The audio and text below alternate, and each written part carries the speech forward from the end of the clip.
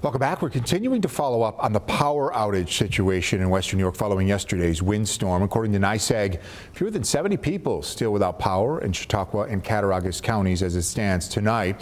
And earlier this month, a West Seneca community, along with the town supervisor, issued a joint call for action over chronic NYSEG outages in that area. One neighbor telling us at the time these outages seemed to happen for no rhyme or reason. Sometimes it was incredibly explainable. We would have a winter storm and it would make sense. But oftentimes it was just this very small group of people. This small grid is, of 253 households that were without power. And it was our coverage that pushed NYSEG to respond. Today, our Southtowns reporter Giovanni Ligi returned to that community to follow up hours after yesterday's intense winds. And you can still feel those strong winds whipping right now. People who live in this neighborhood say they have been plagued with power problems and outages for years, primarily caused by dead trees and branches falling onto power lines. But those strong winds and the most recent storm caused one of the actual power poles to fall.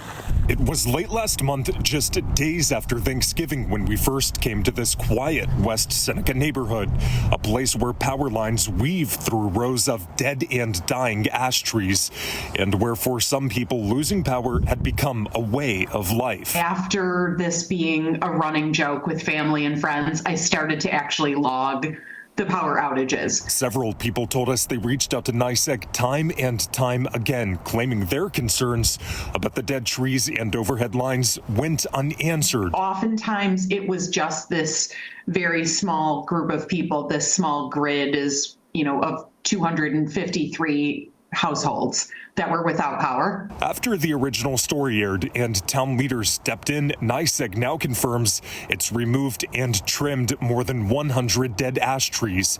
Back in November, town supervisor Gary Dixon said the same homes were losing power over and over.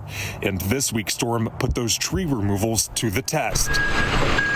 And for many of the same residents who lost power last month, the lights stayed on. There seem to be an improvement, but time will tell if that was just our imagination or if it's really going to be a long-term fix. Some homes did still lose power during the storm. Town officials say it was caused by a downed power pole, not by trees. But after years of outages, neighbors say this storm brought relief. Giovanni Ligi, 7 News, West Seneca.